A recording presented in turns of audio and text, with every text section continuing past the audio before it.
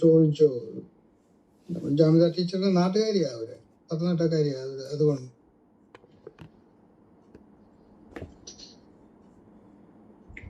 ചോദിക്കുന്നില്ലേ? പുള്ളിക്ക് ഇത്രയും പേരുടെ മുന്നേ ചോദിക്കാനുള്ള പ്രശ്നം ഉണ്ടായിരിക്കും. ഓക്കെ, വേണമെങ്കിൽ ചോദിച്ചാൽ മതി. എന്തിനാന്നേ ചോദ്യം ചോദിക്കാൻ നിർബന്ധിക്കുന്നത്? നമുക്കിവിടെ ചർച്ച ചെയ്യാൻ എത്രയോ വിഷയങ്ങൾ കിടക്കുന്നു. ഇതിൽ തന്നെ ഘോരം നമുക്ക് സംസാരിക്കാനും രാവിലെ പറഞ്ഞ കക്ഷിയുടെ എല്ലാ പോയിന്റുകളെയും ഓവർടേക്ക് ചെയ്യാനും നമുക്കുണ്ട്. നമുക്ക് ക്രോസ് ചെക്ക് ചെയ്യാൻ ഒരുപാടുണ്ട്. പിന്നെ ആരെയും നിർബന്ധിക്കണ്ടെന്നേ. ബ്രദറെ, ടീച്ചർ ഒരു മിനിറ്റ്. AK ബ്രദറെ, താഴെ ഇതേ ശാപപ്രാർത്ഥന തുടങ്ങിയിട്ടുണ്ട് കേട്ടോ. തുടങ്ങിയോ? പിന്നെ ജാമിദ ടീച്ചർ ഒന്ന് ചാറ്റ് നോക്കിക്കേ. നിങ്ങളൊക്കെ നരകത്തിൽ പോകുന്നു. പിന്നെ നരകം അതിന്റെ നരകമല്ലേ ഇതൊക്കെ ഞങ്ങള് പറയാൻ കണ്ടത്. അല്ല, ഇത് മുഹമ്മദ് സ്വർഗത്തിലോ നരകത്തിലോ എന്നുള്ള കാര്യത്തിൽ തീർപ്പാക്കിയിട്ടില്ല. പിന്നെയാണ് ഞങ്ങൾ ഒരു പുള്ളി അവിടെ കിടന്ന് അടി കൊണ്ടുകൊണ്ടിരിക്കുകയാണ്. അപ്പോഴാണ് ഇവര് രസകരമായ ഒരു സംഭവം പറഞ്ഞുതരാം. ഞങ്ങൾക്ക് ഷംസുദ്ദീൻ പാലത്ത് എന്ന് പറയുന്ന ഒരു അധ്യാപകനുണ്ട്. അപ്പം അദ്ദേഹം ഒരുപാട് വിവാദങ്ങളിലൊക്കെ ഇടപെട്ട ആളാണ്. കാഫിറുകളുടെ മുഖത്ത് നോക്കി ചിരിക്കരുത് എന്നൊക്കെ പറഞ്ഞിട്ട് അദ്ദേഹത്തിനെതിരെ UAPA കേസൊക്കെ വന്നതാ. ഇദ്ദേഹമായിരുന്നു ഞങ്ങളുടെ കോളേജിന്റെ പ്രിൻസിപ്പൾ അന്ന്. അപ്പൊ അദ്ദേഹം എപ്പോഴും ഭയങ്കര ഭയഭക്തിയുള്ള ഒരാളെ പോലെയാണ് അദ്ദേഹത്തെ നമുക്ക് കാണാൻ പറ്റുന്നത്. ഭയങ്കര മിതമായിട്ട് മാത്രമേ സംസാരിക്കത്തുള്ളൂ, കർക്കശമായിട്ടുള്ള നിലപാടുകൾ സ്വീകരിക്കുന്ന ആളാണ്. അപ്പോൾ ഒരു ദിവസം അദ്ദേഹം ഈ ഖിയാമ എന്ന് പറയുന്ന ഒരു അധ്യായമുണ്ട്, അതായത് ലോകാവസാനത്തിന്റെ അടയാളങ്ങൾ പഠിപ്പിക്കുന്നതാണ്.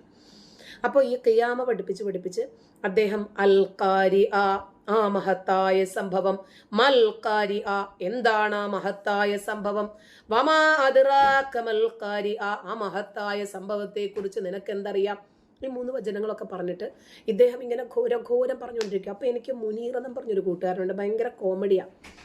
അവൻ മുമ്പിലത്തെ ബെഞ്ചിലിരുന്നിട്ട് ഞങ്ങളോട് പറയാണ്, ഇയാള് പരലോകം പറഞ്ഞിട്ട് നമ്മളെ പേടിപ്പിക്കാം, നമ്മളെ. ഇത്രയേ ഉള്ളൂ ഇത്. കാരണം ഈ പരലോകം പറഞ്ഞ് ഇവര് പേടിപ്പിച്ച് ഇപ്പൊ നമുക്കതൊക്കെ ഇങ്ങ് ശീലമായി. ഒന്ന്. രണ്ടാമത്തെ കാര്യം, ഈ സ്വർഗത്തിൽ പോകുന്നത് ആരാ? ഇവരൊക്കെ തന്നെയല്ലേ ഈ ലൈംഗിക പീഡകന്മാര്, പീഡോഫീലുകള്, ശിശുഭോഗികള്, കാഫിറുകളെ കണ്ടു കഴിഞ്ഞാൽ കണ്ടെത്തിയെടുത്ത് വെച്ച് പിരടിക്ക് കാച്ചണമെന്ന് പറയുന്ന ക്രൂരന്മാര്. അപ്പം അവനൊരു ദിവസം എഴുന്നേറ്റ് നിന്നിട്ട് ഈ ഉസ്താദിനോട് ചോദിച്ചു, ഉസ്താദെ, ഞങ്ങളെല്ലാവരും കൂടി ഉണ്ടെങ്കിൽ മാഷെ ഞങ്ങൾ ആ സ്വർഗം പൊളിയാക്കുമെന്ന്. അങ്ങനെ 3 ദിവസം അവനെ സസ്പെൻഡ് ചെയ്തു. ഇങ്ങനെ വരുമ്പോഴെന്താകും? കൂടുതൽ ആളുകൾ അതേ രൂപത്തിൽ ചിന്തിക്കാൻ സന്നദ്ധരാകും. ഇതാണ് ഇവിടെയും സംഭവിക്കുന്നത്. ഇവർ ചോദ്യങ്ങളെ ഭയപ്പെടുന്നു. ഒരു രൂപത്തിലും നമ്മളോട് നേർക്കുനേരെ മുട്ടാൻ ഇവർക്ക് പറ്റില്ല. ഇപ്പോൾ ഞാൻ മുമ്പേ വളരെ രസകരമായിട്ടാണെങ്കിലും ലളിതമായി പറഞ്ഞു പോയൊരു കാര്യമാണ് ഇബിലീസിനോട് അള്ളാഹു സുജൂദ് ചെയ്യാൻ പറഞ്ഞ സംഭവം. ഇബിലീസിനോട് പറഞ്ഞിട്ടുമില്ല, ഇബിലീസ് ചെയ്യത്തുമില്ല എന്നുള്ള കാര്യം അള്ളാഹുവിന് അറിയാം. അപ്പൊ ആ കാലഘട്ടത്തിൽ മാത്രം പ്രസക്തമായിട്ടുള്ള ഒരു വസ്തുത ഈ ലോകാവസാനം വരെ നമ്മളെ ഇങ്ങനെ പറഞ്ഞ് പഠിപ്പിക്കുന്നതിൽ എന്ത് കാര്യമാണുള്ളത്? അപ്പൊ ഇന്നത്തെ തലമുറയ്ക്ക് പരലോകമോ സ്വർഗമോ നരകമോ ഒന്നും പറഞ്ഞിട്ട് അവരെ വീഴ്ത്താൻ പറ്റില്ല. അവർക്കിന്നറിയാം ഇസ്ലാം എന്ന് പറഞ്ഞാൽ പ്രഭയാണ്. 1 പ്രലോഭനം, 2 ഭയപ്പെടുത്തൽ. ഇത് രണ്ടും കേട്ട് അവർക്ക് ശീലമായി പോയി. ഇനി അവരെ ഇതൊന്നും പറഞ്ഞിട്ട് സ്വർഗവും നരകവും നിനക്ക് മരിക്കണ്ടേ എന്നൊക്കെ പറഞ്ഞിട്ടൊന്നും ഒരു കാര്യമില്ല. ഇന്നിപ്പോൾ നമുക്ക് സാധാരണ എപ്പോഴും വരാറുള്ള ഒരാളുണ്ടല്ലോ, ഒരു വീരു. ഇയാൾ ഇന്ന് എൻ്റെ കമൻറ്റ് ബോക്സിൽ വന്നിട്ട്, നീ അനുഭവിക്കുമടി, നീ ചാവുമടി, നീ നരകത്തിൽ കിടന്ന് പൊരിഞ്ഞ് എരിയാൻ പോകുമടി എന്നൊക്കെ പറഞ്ഞിട്ട് ഒരൊറ്റ വീഡിയോയ്ക്കകത്തൊരു 12ഓളം കമൻറ്റുകൾ. അപ്പം എല്ലാത്തിൻ്റെയും താഴെ ഞാൻ പോയിട്ട് ആമൂൻ, പൂമീൻ, ആമീൻ എന്നൊക്കെ എഴുതിയിട്ട് ഇയാൾക്ക് ഭ്രാന്തായിട്ട് ഇയാൾ അവസാനം എൻ്റെ ചാനൽ ബ്ലോക്ക് ചെയ്തിട്ട് ഇറങ്ങിപ്പോയി. ഇന്ന് ആളുകൾക്ക് എല്ലാവർക്കും അറിയാമെന്നേ ഈ നരകമൊന്നും പറഞ്ഞിട്ട് ഇനി ഇവര് ശാപപ്രാർത്ഥനകൾ പറഞ്ഞിട്ടൊന്നും ഒരു കാര്യവും ഇല്ല, ഇനി വിജയിക്കില്ല.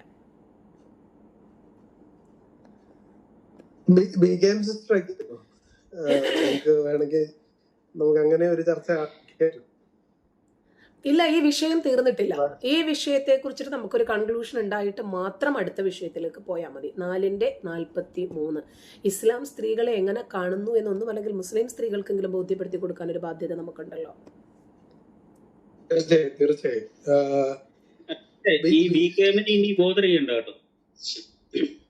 അവിടെ കിടന്ന് കരയട്ടെ. BKM ഇനി ബോധറയുണ്ട്. ഒരു സ്ത്രീയുടെ അടുത്ത് സംസാരിക്കാൻ പോലും അവർക്ക് ഗട്സില്ലെങ്കിൽ പിന്നെ പറഞ്ഞിട്ട് എന്ത് കാര്യമുണ്ട്?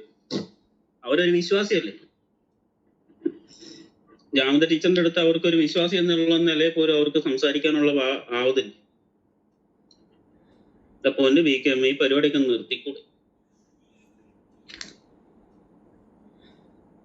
സ്വാഭാവികമായിട്ടും BKM ഉണ്ടാകുന്ന വിഷമം നമുക്ക് മനസ്സിലാവും. പുള്ളിക്കാരി ഒരു വിശ്വാസിയായിരിക്കെ ഇസ്ലാമിൽ ഇങ്ങനെയാണ് സ്ത്രീകളെ കാണുന്നതെന്ന് പുള്ളിക്കാരിക്ക് കേൾക്കുമ്പോൾ ഉള്ള ഒരു വിഷമം ഉണ്ടല്ലോ, അത് സ്വാഭാവികമാണ്. ഞാൻ അതിനെ ആ രീതിയിലാണ് കാണുന്നത്. അവർക്ക് അത് കേൾക്കുമ്പോൾ ഉണ്ടാവുന്ന രോക്ഷം ഒക്കെ നമുക്ക് മനസ്സിലാക്കാം. പക്ഷെ BKM ഇതാണ് റിയാലിറ്റി. ഇത് നിങ്ങൾ അംഗീകരിച്ചേ പറ്റത്തുള്ളൂ. നിങ്ങളിപ്പോ അംഗീകരിച്ചാലും അംഗീകരിച്ചില്ലെങ്കിലും നിങ്ങളുടെ മാത്രം കാര്യമാണ്. പക്ഷെ ഇതൊരു റിയാലിറ്റി ആണെന്ന് നിങ്ങളെ ഒന്ന് ഓർമ്മിപ്പിക്കരുത്. അല്ല, ഇങ്ങനെയുള്ള ആളുകളെ നമ്മൾ കൂടുതൽ പ്രോത്സാഹിപ്പിക്കണം. കാരണം അവർക്ക് വെറുപ്പില്ല, അവർക്ക് ഈ കാര്യങ്ങളെ കുറിച്ച് അറിയാനുള്ള ടെൻഡൻസി ഉണ്ട്. ചിലപ്പോൾ ഒരു പക്ഷേ നമ്മളോട് മുട്ടാനോ ചോദ്യം ചോദിക്കാനോ ഒന്നും താല്പര്യമില്ലാത്തത് കൊണ്ടായിരിക്കും, അതല്ലെങ്കിൽ അതിനുള്ള അറിവില്ലാത്തത് കൊണ്ടായിരിക്കും. ഓക്കെ, ഇങ്ങനെ കേൾക്കാൻ വരുന്നത് തന്നെ ഒരു നല്ല ലക്ഷണമാണ്. അങ്ങനെയുള്ള ആളുകളാണ് അധികവും മാറിയിട്ടുള്ളത്. മിണ്ടാതിരിക്കുന്ന ആളുകളുണ്ടല്ലോ, അവർ വലിയ അപകടകാരിയാണ്. അതേപോലെ നമ്മളെ തെറി പറഞ്ഞ് നമ്മളെ കേൾക്കാൻ വരികയും നമ്മളുടെ സാന്നിധ്യത്തിൽ അവരുണ്ടാകുകയും ചെയ്യുന്ന ആളുകൾ ഉറപ്പായിട്ടും മാറും. ഇപ്പോൾ എന്നോട് പല ആളുകളും പറഞ്ഞിട്ടുണ്ട്, നിങ്ങളെ മുമ്പ് ഞാൻ വന്ന് ഒരുപാട് തെറി പറഞ്ഞിട്ടുണ്ട് ടീച്ചറെ, പിന്നെ നിങ്ങളെ അത് കേൾക്കാൻ ഞാൻ നിർബന്ധിതനാകുകയായിരുന്നു എന്ന് പറഞ്ഞിട്ടുണ്ട്. അവരെ പ്രോത്സാഹിപ്പിച്ചു വന്നേ, ഒരു കുഴപ്പമില്ല.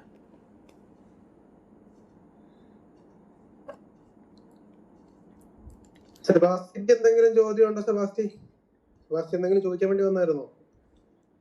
സെബാസ്റ്റി കേൾക്കുന്നോ? ശരിക്കും ചോദിക്കാൻ വന്നത് നമ്മുടെ യേശുദാസ് പാസ്റ്ററിന്റെ എന്നാ പറയണ്ടേ ആത്മീയ ജീവിതത്തെ പറ്റിയായിരുന്നു. അപ്പൊ അത് കഴിഞ്ഞിട്ട് ഇതെല്ലാം കഴിഞ്ഞിട്ട് നമുക്ക് സെബാസ്റ്റിയോട് ഒന്ന് ചോദിക്കണം, സെബാസ്റ്റി എങ്ങനെയാണ് ഈ മതം വിട്ടതെന്നുള്ള കാര്യം ഒന്ന് ചോദിക്കാനുണ്ടായിരുന്നു. അത് പോട്ടെ, അത് പിന്നീടാവട്ടെ. തീർച്ചയായിട്ടും ഞാൻ അത് ആൻസർ ചെയ്യാം. മതം എന്തുകൊണ്ട് വിട്ടു അതവിടെ നിക്കട്ടെ സെബാസ്റ്റി, നമ്മളിപ്പോ അതിനെപ്പറ്റി പറയാം. സെബാസ്റ്റി ഈ വിഷയം ഒന്ന് തീർന്നിട്ട് നമുക്ക് സെറ്റ് ചെയ്യാം. അതെ, നമുക്ക് പറഞ്ഞു വന്ന വിഷയത്തിൽ ഒരു കൺക്ലൂഷന്റെ ആവശ്യമുണ്ട്. പ്രധാനമായിട്ടും ഇവിടെ മലമൂത്ര വിസർജനം എന്ന് പറഞ്ഞാൽ ശാരീരികമായിട്ടുള്ള ഒരു ഡെയിലി പ്രോസസ്സാണ്, അതല്ലെങ്കിൽ ഒരു പ്രോസസ്സാണ്. ഡെയിലി എന്നൊന്നും പറയുന്നില്ല, എല്ലാവരും ഡെയിലി ഒന്നും പോകുന്നവരൊന്നുമല്ല. അപ്പൊ അതും സ്ത്രീകളെ തൊടുന്നതിനെയും ഒരേ വരിയിൽ അള്ളാഹു ഉൾപ്പെടുത്തിയിരിക്കുന്നു. ഇതിനെ വിമർശനാത്മകമായ രൂപത്തിൽ നമ്മളൊന്ന് പരിശോധിക്കുമ്പോൾ ഒരുപാട് വൈരുദ്ധ്യങ്ങള്, സ്ത്രീ വിരുദ്ധതകള്, സാമൂഹികമായിട്ടുള്ള കാഴ്ചപ്പാടുകൾ ഇസ്ലാമിൻ്റെത്, പടച്ചവൻ്റേത് എന്താണെന്ന് നമുക്ക് മനസ്സിലാക്കി തരാം. മലമൂത്ര വിസർജനം എന്ന് പറയുമ്പോൾ ശരീരത്തിലെ മാലിന്യങ്ങൾ പുറം തള്ളുന്ന അനിവാര്യമായ ഒരു ജീവശാസ്ത്രപരമായ പ്രക്രിയയാണ്. പക്ഷേ സ്ത്രീകളെ തൊടുക എന്ന് പറയുമ്പോൾ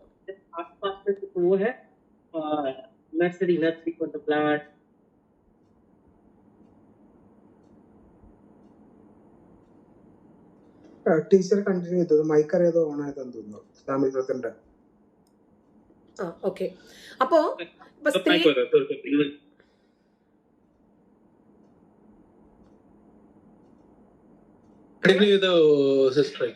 അപ്പൊ സ്ത്രീകളെ തൊടുക എന്ന് പറയുമ്പോൾ, അതല്ലെങ്കിൽ സ്ത്രീകളുമായിട്ട് സംസർഗത്തിൽ ഏർപ്പെടുക എന്ന് പറയുമ്പോൾ ലൈംഗികവും സാമൂഹികവുമായിട്ടുള്ള ഒരു ഇടപെടലാണ്.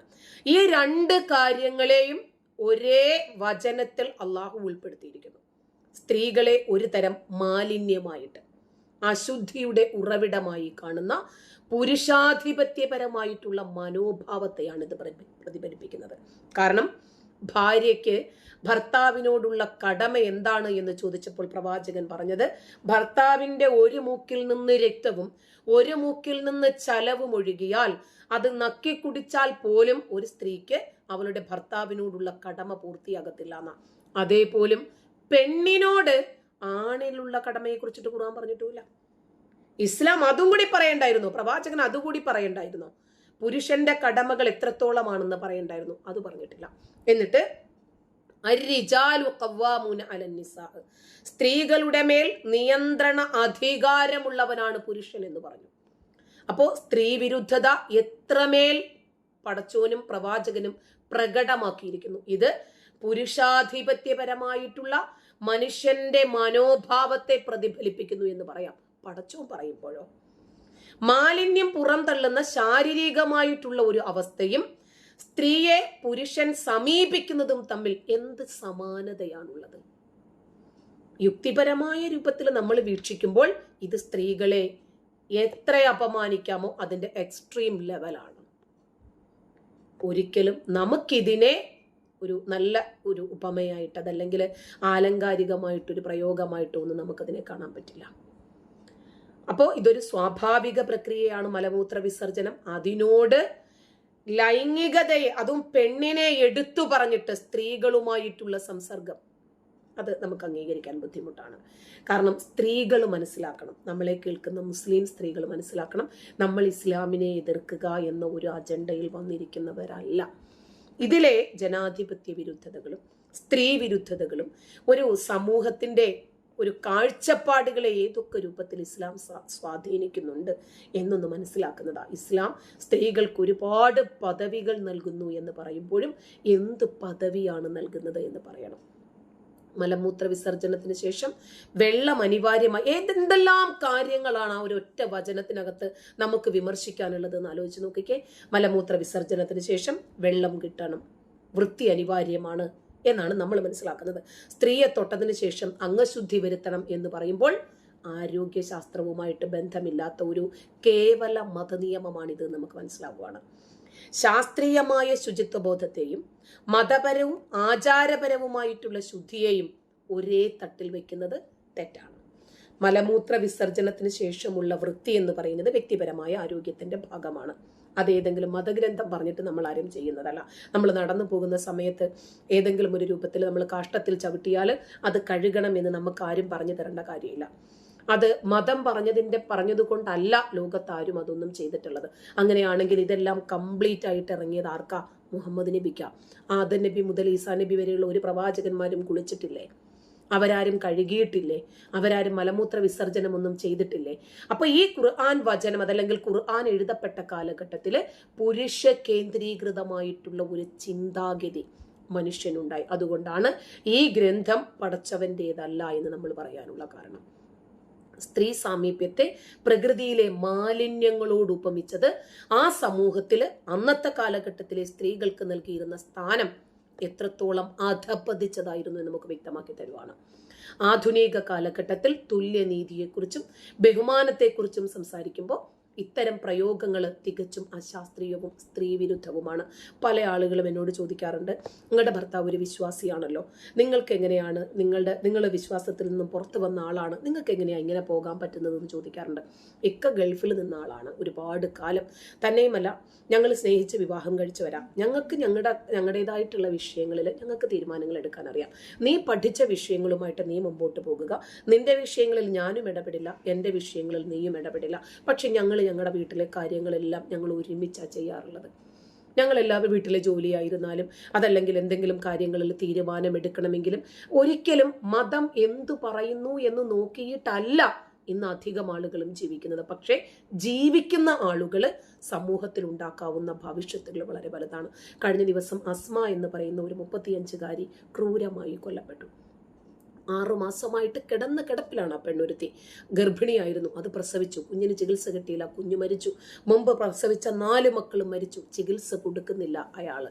ഭർത്താവ്, വീട്ടുകാരും ഇടപെടുന്നുമില്ല. വീട്ടുകാർ വന്നാൽ ഇതിനെ കൂടെ വിടുന്നുമില്ല. ഒടുവിൽ അത് മരിച്ച് പോസ്റ്റ്മോർട്ടം ചെയ്ത ഡോക്ടർ നിലവിളിക്കുക. അതിൻ്റെ ഗുഹ്യഭാഗത്തൊക്കെ വലിയ രൂപത്തിൽ വ്രണങ്ങൾ പ്രത്യക്ഷപ്പെട്ട് അതിനകത്ത് പുഴുവരിക്കുന്നത്രേ. അപ്പോഴും അവർ പറയാണ് ഇവർ ഇന്റർകോഴ്സിന് ഒരു തടസ്സവുമില്ല. അപ്പൊ ആ മനുഷ്യന്റെ ഒരു മനസാക്ഷി എന്താണ്? ആ പെണ്ണനുഭവിച്ച വേദന എന്താണ്? ജീവിച്ചിരിക്കുന്ന സാഹചര്യത്തിൽ തന്നെ അവരുടെ ശരീരത്തിന്റെ ഗുഹ്യഭാഗത്ത്, അതും എന്തുമാത്രം സെൻസർ ചെയ്യേണ്ടുന്ന ഒരു പാർട്സാണ്, ഒരു സെൻസിറ്റീവ് പാർട്സാണ് നമുക്കറിയാം. അവിടെയൊക്കെ വലിയ രൂപത്തിൽ വ്രണങ്ങൾ പ്രത്യക്ഷപ്പെട്ട് അതിനകത്ത് മുറിവുകൾ ഉണ്ടായി, അതിനകത്ത് നിന്ന് പുഴു വരുന്നു എന്ന് പറയുമ്പോൾ, തുണിയോടൊട്ടിയാണ് ആ ഭാഗം ഇരിക്കുന്നത് എന്ന് പറയുമ്പോൾ ആ പെണ്ണനുഭവിച്ച വേദന എന്താണ്? അപ്പൊ ആ പെണ്ണ് ഈ മതത്തെ സ്നേഹിക്കുവോ? എന്നിട്ട് അത് മരിച്ചു കഴിഞ്ഞപ്പോൾ ഇവനെ ജയിലിൽ കൊണ്ടുപോയി. ഇവൻ അവിടെ കിടന്നിട്ട് പറയാണ്, എൻ്റെ ഭാര്യയുടെ മയ്യത്ത് പുരുഷന്മാര് കാണാൻ പാടില്ല. അവളെ കൊന്നിട്ട് പോലും ഇവര് മതം അങ്ങനെ പിടിച്ചു വെക്കുന്ന ആളുകളുമുണ്ട്. പക്ഷെ ഈ കാലഘട്ടത്തിൽ 6-ാം നൂറ്റാണ്ടിന്റെ മതമൊന്നും നമുക്ക് വേണ്ട, ഇതൊന്നും പ്രായോഗികമല്ല എന്ന് ചിന്തിക്കുന്ന ഒരു സമൂഹവുമുണ്ട്. നമ്മളിത് പറയുന്നത് എന്തുകൊണ്ടാണ് ഇസ്ലാമിനെ നമ്മൾ നഖശിഖാന്തം എതിർക്കുന്നത്. ഇതിനകത്ത് മാനവികതയുടെ കണിക പോലും ഇല്ലാത്തത് കൊണ്ടാണ്. ഇപ്പം നമ്മൾ ഒരു വചനം ഇന്ന് രാവിലെ മുതൽ നമ്മൾ ചർച്ച ചെയ്യുക. ഇത് ഇന്നലെയും നമ്മൾ ഈ വിഷയം തന്നെ ചർച്ച ചെയ്തത്. ഒരു ചെറിയ കാര്യം പറഞ്ഞോട്ടെ. താഴെ ഇരിക്കുന്ന കേൾവിക്കാരോടാണ്. ടീച്ചർ ഒന്ന് മ്യൂട്ട് ചെയ്യാവോ പ്ലീസ്? സോറി, കഴിഞ്ഞു. ഓക്കെ. ഈ അപമര്യാദയായിട്ട് ആരെങ്കിലും ചാറ്റില് ഇനി ഇടുന്ന കണ്ട ഞാൻ റൂമിൽ നിന്ന് അടിച്ച് പുറത്താക്കും. ഉള്ള കാര്യമാണ് പറയുന്നത്. നമുക്ക് ഒരു മാന്യതയുടെ അംശം വിട്ടു പോകുന്ന ഒരിതുണ്ടായി കഴിഞ്ഞാൽ അത് ആരാണെങ്കിലും ശരി റൂമിൽ നിന്ന് പുറത്തു പോകും. അതിനകത്ത് ഒരു ഇതുണ്ടാവത്തില്ല. അങ്ങനെ തന്നെ ആയിരിക്കണം കേട്ടോ. അതായത് ബ്രദർ അത് ശരിയാണ്. ഇപ്പം താഴെ ഇരുന്നിട്ട് പേരെടുത്ത് പറയുന്നുണ്ട്, അപമര്യാദയായിട്ട് പറയുന്നുണ്ട്. ദയവ് ചെയ്ത് അത് പറയരുത്. ഓക്കെ, അത് ആശയങ്ങൾ വെച്ച് സംവദിച്ചോ, ഒരു പ്രശ്നവും. ആരുടെയും പേരെടുത്തോ അല്ലെങ്കിൽ അവരുടെ പേഴ്സണൽ ആയിട്ടുള്ള കാര്യങ്ങളോ ദയവ് ചെയ്ത് പറയരുത്. അത് നമ്മളും അവരും തമ്മിൽ യാതൊരു വ്യത്യാസം ഇല്ലാതായി പോകും. ഒന്ന്, നമ്മൾ ചാറ്റ് ബോക്സ് ഓൺ ചെയ്ത് വെച്ചിരിക്കുന്നത് ഒരു ജനാധിപത്യ രീതിയിൽ തന്നെ ഓഡിയൻസിനും അവരുടെ കാര്യങ്ങൾ എക്സ്പ്രസ് ചെയ്യാനുള്ള ഒരു അവകാശമാണത്. തീർച്ചയായിട്ടും നമ്മൾ അതുകൊണ്ടാണ് ചാറ്റ് ഓഫ് ചെയ്യാത്തത്. പക്ഷെ ചാറ്റ് ബോക്സിൽ എപ്പോഴും ഡീസന്റ് ആയിട്ട് കമന്റ് ചെയ്യാനായിട്ട് എല്ലാവരും ശ്രമിക്കുക. നമ്മൾ ആശയങ്ങൾ മാത്രമാണ് ഇവിടെ സംവദിക്കുന്നത്, ആശയങ്ങൾ മാത്രമാണ് ഇവിടെ കൈകാര്യം ചെയ്യുന്നത്. വ്യക്തിപരമായിട്ട് നമുക്ക് ആരോടും എതിർപ്പില്ല എന്ന് മാത്രമല്ല, നമ്മളോട് എതിർപ്പ് ആശയം വെക്കുന്ന, അതായത് എതിർത്തുള്ള ആശയം കൊണ്ട് നമ്മളുടെ പാനലിൽ വരുന്നവരോട് സ്നേഹം മാത്രമേ ഉള്ളൂ. ഓക്കെ, ഞങ്ങൾ എപ്പോഴും പറയാറുള്ളതാണ്, സകല മുസ്ലിങ്ങളോടും ഞങ്ങൾക്ക് സ്നേഹമാണ്, സകല ഏത്യസ്റ്റിനോട് ഞങ്ങൾക്ക് സ്നേഹമാണ്, സകല ക്രൈസ്തവരോടും ഹൈന്ദവരോടും എല്ലാവരോടും ഞങ്ങൾക്ക് സ്നേഹം മാത്രമേ ഉള്ളൂ. ഞങ്ങൾ എതിർക്കുന്നത് ആശയപരമായിട്ടുള്ള കാര്യങ്ങളും മാത്രമാണ് ഉള്ളത്. സോ നമ്മളുടെ ഈ പോളിസി ഈ റൂമിന്റെ ഒരു ഡെക്കോറം നിലനിർത്തിക്കൊണ്ട് തന്നെ ഓഡിയൻസും കൈകാര്യം ചെയ്യണമെന്ന് അഭ്യർത്ഥിക്കുന്നു. ഒന്ന്. രണ്ട്, നമ്മുടെ കോർ ഉസ്താദും കൂടെ വന്നിട്ടുണ്ട്. ജാവിദ ടീച്ചറിന് ഒരുപക്ഷെ കോർ ഉസ്താദിനെ അറിയുമായിരിക്കും. ഒരു പ്രയോറിറ്റി അദ്ദേഹത്തിനും കൂടെ കൊടുക്കണം. അദ്ദേഹം ഒരു ഉസ്താദാണ്. കോർ ഉസ്താദും ജാവിദ ടീച്ചറും എൻഗേജ് ആകാനുള്ള ഒരു സാഹചര്യം ഉണ്ടെങ്കിൽ അതിനുള്ളൊരു അവസരം കൂടെ ഒരുക്കണം. മോഡറേറ്റേഴ്സ് ഒന്ന് ഒരുക്കണം. ഞാനൊരു നെക്സ്റ്റ് ഹാഫ് ആൻ അവർ ഞാൻ ബിസിയാണ്. AK നിങ്ങൾ ഒന്ന് നോക്കിക്കോളാവോ? ഒന്ന് ഞാൻ റിപ്ലൈ കേട്ടോളാം. പക്ഷെ ലൈക്ക് കോർ ഉസ്താദിനെ ഒന്ന് എൻഗേജ് ചെയ്യാനായിട്ട് ടീച്ചറും ഉണ്ട്. അദ്ദേഹത്തിന് താല്പര്യമാണെങ്കിൽ അദ്ദേഹത്തിനൊന്ന് ഒരു പ്രാഥമികത അല്ലെങ്കിൽ ഒരു പ്രയോറിറ്റി അദ്ദേഹത്തിനൊന്ന് കൊടുക്കണേ. ഓക്കെ. അതുപോലെ മുകളിൽ കയറി വരുന്ന ആൾക്കാരും സംസാരിക്കുന്ന ആളുകളോട് വളരെ മാന്യമായി സംസാരിക്കണം. അബ്സല്യൂട്ട്ലി. ഞാനൊരു കാര്യം പറയാം. നമ്മുടെ പാനലിൽ ഏതെങ്കിലും മുസ്ലിങ്ങൾ കയറി വന്നു കഴിഞ്ഞാൽ അവരെ റെസ്പെക്ട് ചെയ്തുകൊണ്ട് സംസാരിക്കണം. ഏതെങ്കിലും കാരണവശാല് ആരെങ്കിലും, ഞാൻ മോഡറേറ്റേഴ്സിനോട് റിക്വസ്റ്റ് ചെയ്യാണ്, പാനലിൽ വരുന്ന എല്ലാവരോടും, താഴെ ഇരുന്ന് ആരെങ്കിലും പുതുതായിട്ട് പാനലിൽ വന്നു കഴിഞ്ഞാൽ നമ്മുടെ പാനലിൽ ഗസ്റ്റ് ആയിട്ട് വരുന്ന മുസ്ലിങ്ങളെ ബഹുമാനിക്കാൻ നമ്മൾ പഠിച്ചില്ലെങ്കിൽ ഈ റൂം നിർത്തി പോകുന്നതാണ് നല്ലത്. ഞാൻ തമാശ പറഞ്ഞല്ല, ചിലപ്പോഴൊക്കെ എനിക്ക് വിഷമം തോന്നാറുണ്ട്. അതുകൊണ്ട് ആ രീതിയിൽ നമ്മൾ പോകരുത്, ദയവ് ചെയ്ത് പോകരുത്.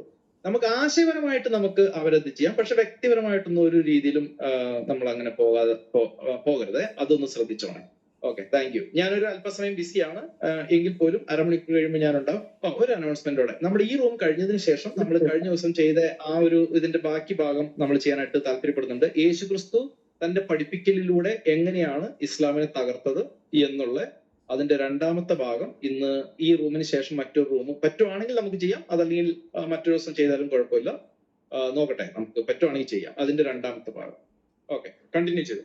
ടീച്ചറും കോർ ഉസ്താദും അവർക്കൊരു പ്രയോറിറ്റി കൊടുത്തുകൊണ്ട് അവർ തമ്മിലൊന്ന് സംസാരിക്കാനുള്ള ഒരു അവസരം ഉണ്ടാക്കി കൊടുക്കുകയാണെങ്കിൽ നല്ലതായിരുന്നു. ഓക്കെ ടീച്ചറെ, ആ പറഞ്ഞ കാര്യം ഒന്ന് കംപ്ലീറ്റ് ചെയ്തോ. അത് കഴിയുമ്പോൾ നമുക്ക് ജസ്റ്റ് കോർ ഉസ്താദിലോട്ട് പോയി ടീച്ചറിനൊരു റെസ്പോൺസ് ആയിട്ട് പോവാം.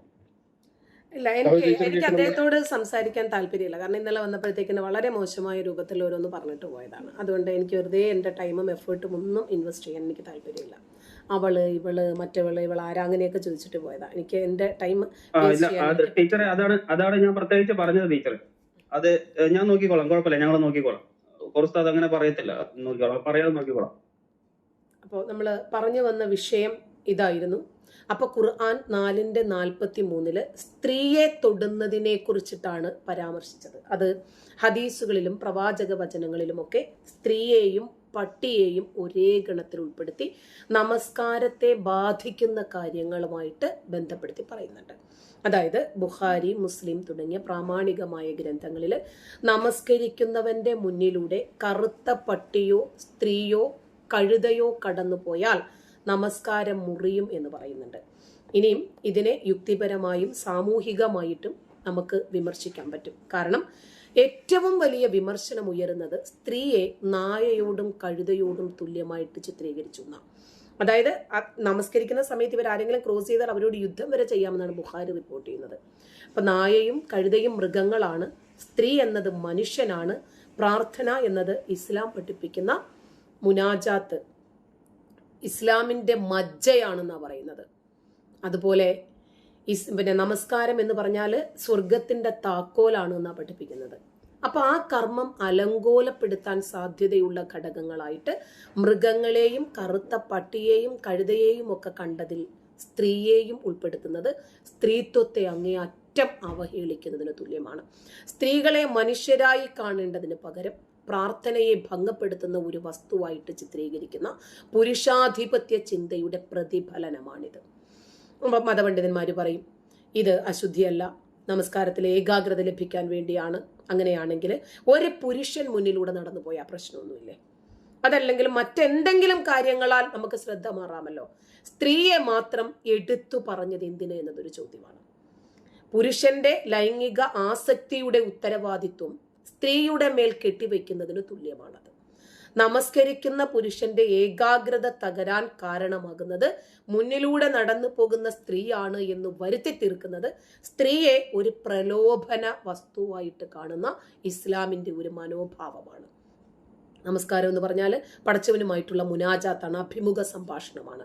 മുന്നിലൂടെ എന്ത് പോയിരുന്നാലും ശരി അതിനെ ബാധിക്കാത്ത രൂപത്തിൽ ഒരു കോൺസെൻട്രേഷൻ അവന് വേണം. ശരി, ചുറ്റുമുള്ള കാര്യങ്ങൾ നമസ്കാരത്തെ അസാധുവാക്കുന്നു എന്ന് പറയും അവർ. അതുകൊണ്ട് പടച്ചവനുമായിട്ടുള്ള ബന്ധം ദുർബലപ്പെടുത്തുന്ന കാരണങ്ങളിൽ ഒന്നായിട്ട് മൃഗത്തെയോ മനുഷ്യനെയോ കാണുമ്പോൾ പടച്ചവൻ എന്നുള്ള ഒരു കോൺസെപ്റ്റ് തന്നെ അവിടെ തകരുവാണ്. അതായത് ആത്മീയതയേക്കാൾ ഉപരിയായിട്ട് ആചാരങ്ങൾക്ക് പ്രാധാന്യം നൽകുന്നു. 6-ാം നൂറ്റാണ്ടിലെ അറേബ്യൻ സാമൂഹ്യ ഘടനയിൽ സ്ത്രീയെയും മൃഗങ്ങളെയും കൈകാര്യം ചെയ്തിരുന്ന രീതിയാണ് ഇതിനകത്ത് പ്രതിഫലിക്കുന്നത്. അന്ന് സ്ത്രീകൾ പൊതു ഇടങ്ങളിലെ സാന്നിധ്യം പുരുഷന്മാരുടെ മേൽനോട്ടത്തിൽ മാത്രമായിരുന്നു. അതാണ് 4-ാം അധ്യായത്തിന്റെ 34 തോന്നുന്നു, റിജാലു ഖവ്വാമൂന അലനിസ എന്ന് പറയുന്നുണ്ട്. പുരുഷന്മാരെന്ന് പറഞ്ഞാൽ സ്ത്രീകളെ അടിച്ച് തെളിച്ച് നിയന്ത്രിച്ചു കൊണ്ടുപോകേണ്ടുന്ന നേതാവാണ്. അതല്ലെങ്കിൽ റിജാലു ഖവ്വാമൂന അലനിസ, അവരെ നിയന്ത്രിക്കുന്ന നിയന്ത്രണ അധികാരമുള്ളവനാണ് എന്ന് പറയുന്നുണ്ട്. ഞാൻ നിർത്താം. ഇന്നത്തെ കാലത്ത് സ്ത്രീയും പുരുഷനും എല്ലാ മേഖലകളിലും തുല്യരായി നിലനിൽക്കുമ്പോൾ ഇത്തരം ഹദീസുകളും ഇത്തരം ഖുർആൻ വചനങ്ങളും ഈ സമൂഹത്തിന് എന്ത് സന്ദേശമാണ് നൽകുന്നത് എന്നതൊരു ചോദ്യമാണ്. ഒരു സ്ത്രീയെ നായയോടും കഴുതയോടും ചേർത്ത് പറയുമ്പോൾ ഇത് മനുഷ്യത്വരഹിതമാണ്, ലിംഗസമത്വത്തിന് വിരുദ്ധമാണ്. മതപരമായ ഒരു ചടങ്ങിൽ പോലും സ്ത്രീയെ ഒരു പൊതു ശല്യമായിട്ട് ചിത്രീകരിക്കുന്നത്, മൃഗങ്ങളോട് വെച്ച് ഉപമിക്കുന്നത്, അവരുടെ കൂട്ടത്തിൽ കൂട്ടുന്നത് ആധുനിക ബോധമുള്ള ഒരാൾക്കും അംഗീകരിക്കാൻ കഴിയാത്ത വസ്തുതയാണ്. ഓക്കെ, താങ്ക് യു ടീച്ചറെ. കോർസാദ് കേൾക്കുന്നുണ്ടോ? കോർസാദ് കേൾക്കുന്നുണ്ടോ? ഓക്കെ, കോർസാദിന് ഈ വിഷയത്തെ കുറിച്ച് എന്താണ് ടീച്ചർ പറഞ്ഞത് കേട്ടെന്ന് ഞാൻ വിചാരിക്കുന്നു. അതിനോട് എന്താണ് കോർസാദിന് റെസ്പോണ്ട് ചെയ്യാനുള്ളത്? സ്ത്രീകളെ എങ്ങനെയാണ് ഇസ്ലാം കാണുന്നതെന്നാണ് കോർസാദിന്റെ ഒരു നിലപാട്. ഓക്കെ, എന്റെ നിലപാട് ഇസ്ലാം ആണ് ഏറ്റവും നല്ല ഒരു പ്രത്യയശാസ്ത്രം.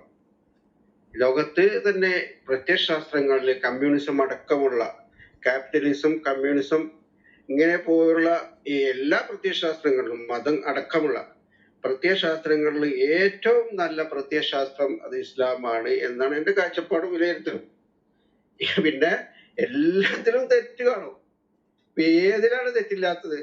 അപ്പൊ എല്ലാം തെറ്റാണെന്ന് നമ്മൾ മനസ്സിലാക്കേണ്ടത്. അപ്പോ നമ്മളെടുത്താണ് തെറ്റ്. ഇപ്പൊ ജാമിദ ടീച്ചർ ചിന്തിക്കും പോലെയല്ല ഞാൻ ചിന്തിക്കും പോലെയല്ല ജാമിദ ടീച്ചർ ചിന്തിക്കുന്നത്. അപ്പൊ എന്റെ ചിന്ത പറയുന്നത്, ഞാൻ എന്റെ പോയിന്റുകൾ പറയാം. ഒന്നാമത്തെ ഇത്രയും കാലം പുരോഗമിച്ചിട്ട് 21ാം നൂറ്റാണ്ടിൽ എത്തിയിട്ട് പുരുഷനും സ്ത്രീയും ഒരുപോലെയാണോ? ഒരിക്കലും ആവുകയില്ല. നേച്ചുറലി പ്രകൃതി തന്നെ പുരുഷനും സ്ത്രീയും ഒരുപോലെയല്ല. അപ്പൊ ജാവേദ് ടീച്ചർ, ഞാൻ പേര് പറയുന്നില്ല, പിന്നെ ഒരു സ്ത്രീ പിന്നെ കല്യാണം കഴിച്ചു, അങ്ങനെ ഭാര്യ ഭർത്താക്കന്മാരായി ജീവിക്കുന്ന സമയത്ത് ഒരു കുട്ടി ജനിച്ചു. ഇനി ആ സ്ത്രീ പറയുകയാണ്, പിന്നെ രണ്ടാമത്തെ കുട്ടിയെ താങ്കൾ ജന്മം നൽകൂ, സ്ത്രീയും പുരുഷനും ഒരുപോലെയാണ് എന്ന് പറഞ്ഞിട്ട് വാദിച്ചിട്ട് രണ്ടാമത്തെ കുട്ടിയെ നിങ്ങൾ പ്രസവിക്കണം, അല്ലെങ്കിൽ പോറ്റി വളർത്തണം, മുല കൊടുക്കണം എന്ന് പറഞ്ഞാൽ സംഗതി നടക്കുവോ? നേച്ചറലി നടക്കുവോ? പ്രകൃതിയിൽ നടക്കുവോ? അപ്പൊ താങ്കളുടെ വാദം പ്രകൃതിപരമായിട്ട് തന്നെ തെറ്റാണ്. പ്രകൃതിപരമായിട്ട് ശരിയായിട്ടുള്ള മതം അത് ഇസ്ലാം തന്നെ ആകുന്നു എന്നതിൽ യാതൊരു സംശയവുമില്ല. അപ്പോ ഇനി മതങ്ങളിലേക്ക് വന്ന ഇപ്പോഴത്തെ പിന്നെ എന്താണ്, ഐക്യരാഷ്ട്രസഭയുടെ ജനറൽ സെക്രട്ടറി ജനറൽമാരില് എത്ര പെണ്ണുങ്ങൾ ഉണ്ടായിട്ടുണ്ട്? ഇനി നോക്കി നിങ്ങൾ പിന്നെ അമേരിക്കയുടെ പ്രസിഡന്റുമാരിൽ ഇന്നത്തെ കാലത്തിലും പിന്നെ എത്ര സ്ത്രീകൾ ഉണ്ടായിട്ടുണ്ട്? ഇനി പിന്നെ പോപ്പുമാരില്, മതങ്ങളിലേക്ക് വന്നാൽ പോപ്പുമാരില് എത്ര സ്ത്രീകളുണ്ട്? ഇനി വലിയ പിന്നെ എന്താണ് മതപുരോഹിതന്മാര് കന്യാസ്ത്രീകളും, പിന്നെ അവർ കന്യാസ്ത്രീകൾ മാത്രമാണ്. അവർക്ക് ഒരിക്കലും ഞാനില്ലേ, സോറി, ഇടയ്ക്ക് കയറിയെന്ന് സോറി, ഓർമ്മിപ്പിച്ചോട്ടെ. അല്ല, നിങ്ങൾക്ക് കൂടെ ഒരു അടി വരുത്തരാണ് നിങ്ങളെ. ഞങ്ങൾക്ക് അടിക്കുന്നതുകൊണ്ട് വിഷയമില്ല, പക്ഷെ ക്രിസ്ത്യാനിറ്റിയെ കുറിച്ച് പറയുന്നതിനല്ല എനിക്ക് വിഷയം. ഞാൻ ആ വിഷയം ഒന്ന് ഓർമ്മിപ്പിക്കാനാണ്. അതായത് നമ്മുടെ വിഷയം ഇവിടെ 4:43 സ്ത്രീകളെ തൊട്ടാൽ ഉളുവെടുക്കണം. അപ്പം സ്ത്രീകളെയും മലമൂത്ര വിസർജ്യത്തെയും ഒരേ കാറ്റഗറിയിൽ പെടുത്തി ഒരേപോലെയാണ് കാണുന്നത്. ഇതാണ് നമ്മളുടെ വിഷയം. അതൊന്ന് ഓർമ്മിപ്പിച്ചെന്നേ ഉള്ളൂ. കോഴ്സ് അത് തുടങ്ങുന്നു. അതിലേക്ക് തന്നെയാണ് കോറിക്ക വരുന്നത്. അത് മനസ്സിലാകാത്തോണ്ടാണ്. പറയൂ. അത് മാത്രം എടുത്താൽ പോല. ഈ പിന്നെ സ്ത്രീകളെ തൊട്ടാൽ പിന്നെ അതല്ല, അതിന് മുമ്പ് പുരുഷനെ തൊട്ടാലും പുരുഷന്റെ അവയവം തൊട്ടാലും ഒന്ന് കൊടുക്കണല്ലോ. അപ്പൊ പുരുഷനെ തൊട്ടാലും ഒന്ന് കൊടുക്കണ്ടേ? അവിടെ വേറെ ഒരു വിഷയം. അവിടെ വൈകാരികമായിട്ടുള്ള പിന്നെ ഇത് വരുമ്പോൾ അത് പിന്നെ ആരാധനക്ക് പിന്നെ തടസ്സമാകുന്നുണ്ട്. അത് സ്ത്രീകളെ മാത്രമല്ല, പുരുഷൻ തന്നെ സ്വന്തം അവയവം തൊട്ട് കഴിഞ്ഞാലും ആ പുരുഷാവയവം തൊട്ട് കഴിഞ്ഞാലും അവർ ഒതുകൊടുക്കണം. അപ്പോ ഇതൊക്കെ വിഡിത്തമായിട്ടാണ് എനിക്ക് തോന്നുന്നത്. ഐ എം സോറി, അങ്ങനെ പറയേണ്ടി വന്നില്ല. നിങ്ങൾ തന്നെ ചിന്തിച്ചാൽ മതി. ഓക്കെ, എനിക്കിവിടെ പിന്നെ സമയമായി നിസ്കാരത്തിനുള്ള ബാങ്കിനുള്ള. ഓക്കെ, അസ്സലാമു അലൈക്കും. ഇത് ഉളുവെടുക്കുന്നതാണ് വിഡിത്തം എന്നാണോ പറഞ്ഞത്? എനിക്കത് മനസ്സിലായില്ല. എന്താണ് വിഡിത്തം? അതല്ല, ഒരു മിനിറ്റ് ഉസ്താദെ പോവല്ലേ? ഉസ്താദ് പോയോ? ഉസ്താദ് പോയോ? അത് ശരിയല്ലല്ലോ. അതിന് നമസ്കരിക്കുന്ന ഒന്നിനും ബാങ്ക് വിളിക്കുന്ന സമയമല്ലല്ലോ സുഹൃത്തെ ഇത്. എല്ലാ നാട്ടിലും. അപ്പൊ ഇദ്ദേഹം എവിടെയാണുള്ളത്? ഇപ്പൊ 10:09 ആയത്. ഇപ്പൊ ഗൾഫിലൊക്കെ ടൈം എന്താ? ഇഷാടെ സമയമാണോ? അപ്പോൾ ബാങ്ക് വിളിക്കണം എന്ന് പറയുന്നതിൽ എന്തോ ഒരു ബുദ്ധിമുട്ടില്ലേ? കുവൈറ്റിലാണോ അദ്ദേഹം? കുവൈറ്റിൽ ഇപ്പൊ ഇഷാടെ സമയമാ?